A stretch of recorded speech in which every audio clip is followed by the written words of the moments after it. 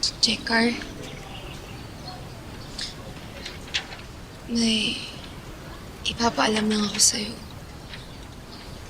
about kay Rosel. Bakit?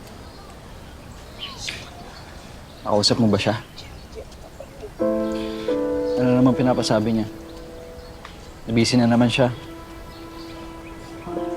Alam mo, buti pa sa'yo, may time yung pinsan mo eh. Sa akin, simula nang pinadala ka niya, bihira ko na siya makontak. Ano bang alibay niya this time? Bakit ba kasi hindi niya lang sabihin sa akin yung totoo? Hindi niya talaga ako mahal. Jekar, mahal ka ng pinsan ko. Alam na alam ko yun. Sigurado ako dun.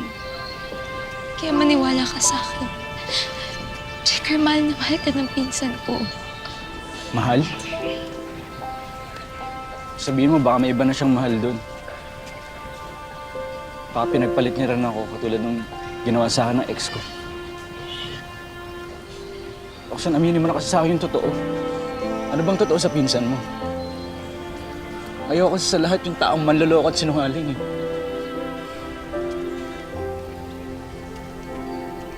Dahil sa pangyayaring yun, tila panghihinaan na naman ng loob si Roxanne na ipagtapat ang buong katotohanan kay Jekar. Hanggang sa... Bessie! Bessie, tara, sayaw tayo. Tara. Sayaw tayo.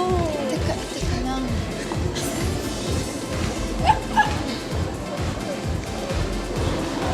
Uy, sige. Grace, gusto mo? No, wala nga. Tawagan pa kasi si Rosel. Alam.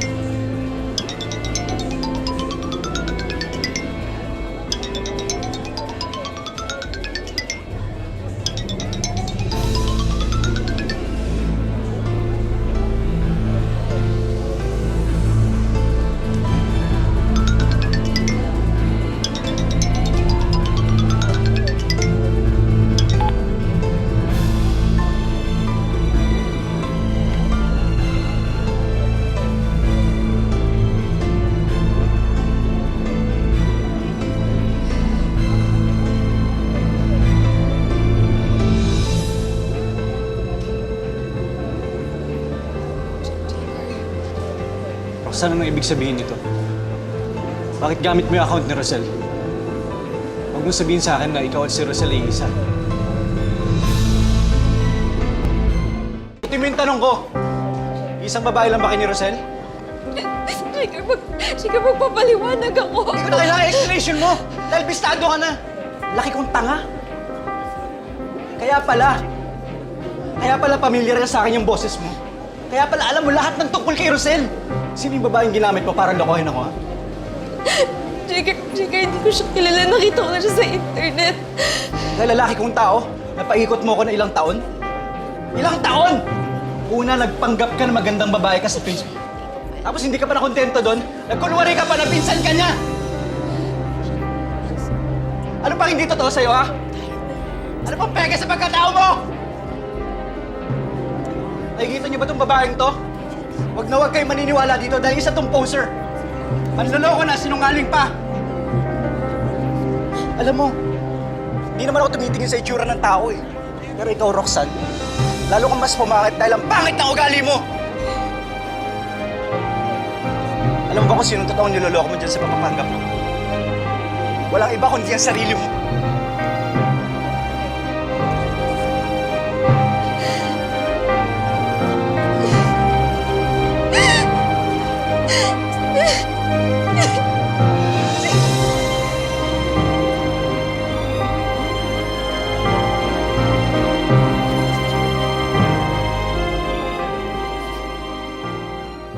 Tita, parang awa niyo na ho. Palabasin niyo na ho si Jekar.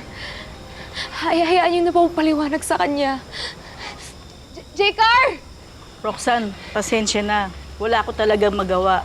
At kahit ano ring hiling ko sa anak ko para makaharap mo siya, ayaw niya talaga. Tita, sorry ho ah. Hindi ko naman nung masisisi si J-Card eh. Kung isumpa niya ako sa galit. Kasi kasalanan ko naman po lahat ng to. Totoo po yun, nagpanggap ako. Pero yung nararamdaman ko po para sa anak niyo, wala pong halong pagpapanggap yun. Totoong-totoo po yun, tita. Mahal na mahal ko po yung anak niyo. Iha, siguro, saka mo na lang kausapin si J-Car. Kapag lumipas na yung galit niya. Isa pa, 10 oras na ng gabi. Baka hinahanap ka rin ng mga magulang mo. Sige na. Uwi ka na.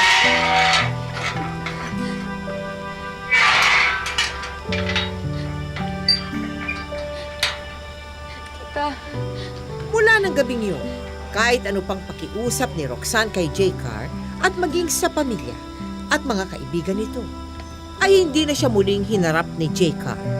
Bukod dito, pinablock na rin ni J-Car si Roxanne sa lahat ng social media accounts nito.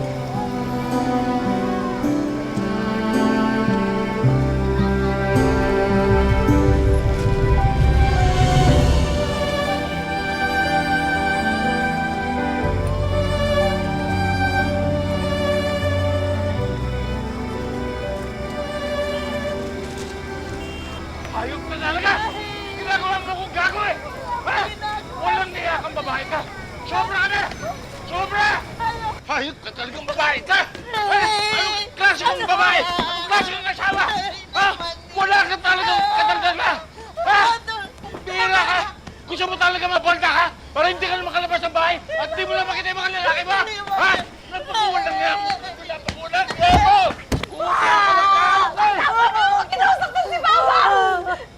pero ba kung ito yung gusto niyo? Kung ito yung kaligayahan niyo, sige ako! Andito ako, bubugin niyo na ako! Roxanne! Tay, kahit magkapasa-pasa naman akong pangit pa rin naman ako, Tay! At mas naging pangit yung tingin sa sarili ko dahil sa inyo! Tay, alam ko naman na ayaw niyo sa akin eh! Na mas mahal niyo pa yung anak niyo sa labas kesa sa akin! Hindi niyo nga ako kinilala bilang anak niyo! Dahil dun tayo, nawalan ako ng tiwala sa sarili ko.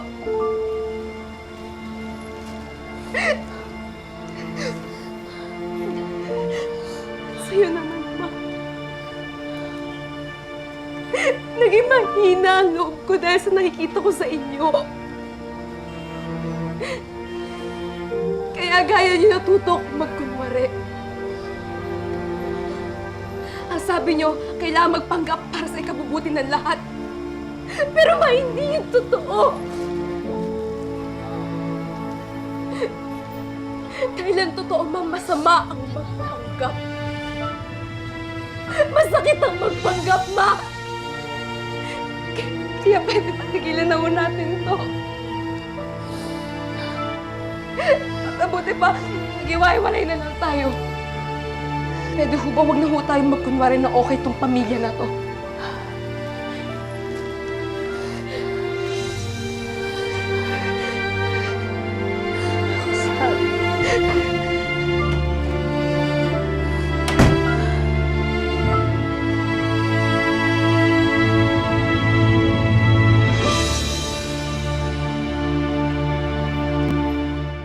Ay, so, kamusta naman ang pakiramdam ni Kumare?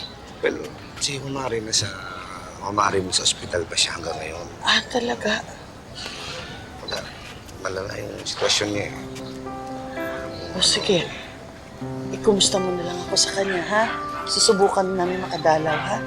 Sige.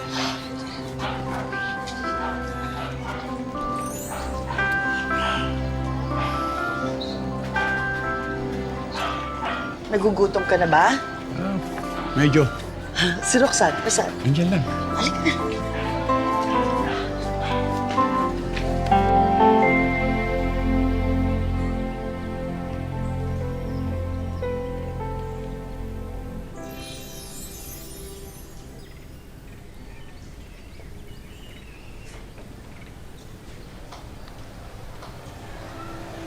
Roxanne? Anak? Nahihiya ako sa'yo eh. Ang totoo kasi niyan, duwag ako. nagpapanggap lang ako na matapang para matago yung kahinaan ko. Yung pananakit ko sa mama mo. Takot kasi ako na ma-abandon na ulit eh. Tulad na ginawa sa akin pag-iiwan ng dati kong kinakasama. Dahil boto sila sa mas mayamang lalaki. Dahil doon, napuno ako ng laging pagdududa sa buhay ko. At isa ka na sa mga nabiktima ko. Pero napag-usapan na namin ng mama mo ito. At nangako ako sa kanya na hindi ko na siya sasaktan ulit.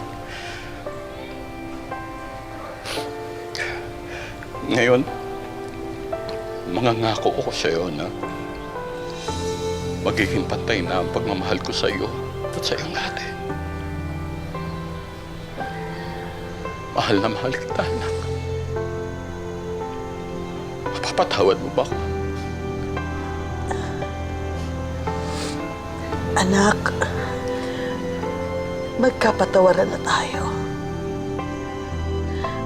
At patawarin mo rin ako kung hindi ako naging magandang huwaran para sa'yo.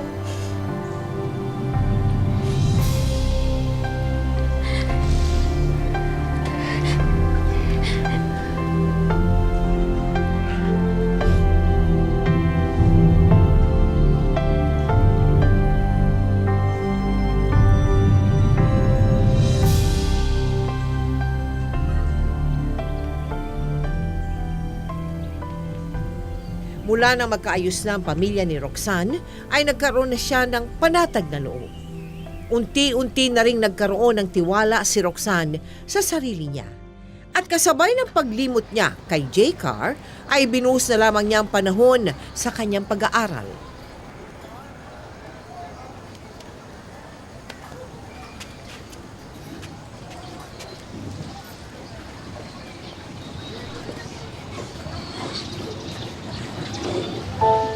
Kamusta? Bago ko sagutin yung tanong mo, sa akin mo na yung sagutin mo. Totoo na ba talaga to? Na ikaw na si Roxanne yung karap ko? Oo, J-Car. Ako to, wala nang iba. Ito, meron akong ID. Gusto mo tingnan para makasiguro ka. Hindi nga pala tayo introduce ng maayos.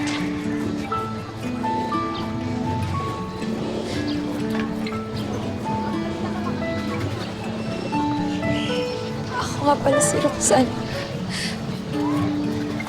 Roxanne Cana. Dati ba ang kaibigan?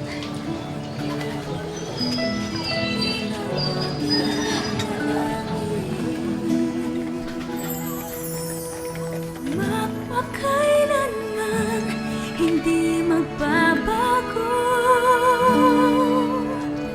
Ang sinisigaw nitong aking puso, magpakailanman, magpakailanman.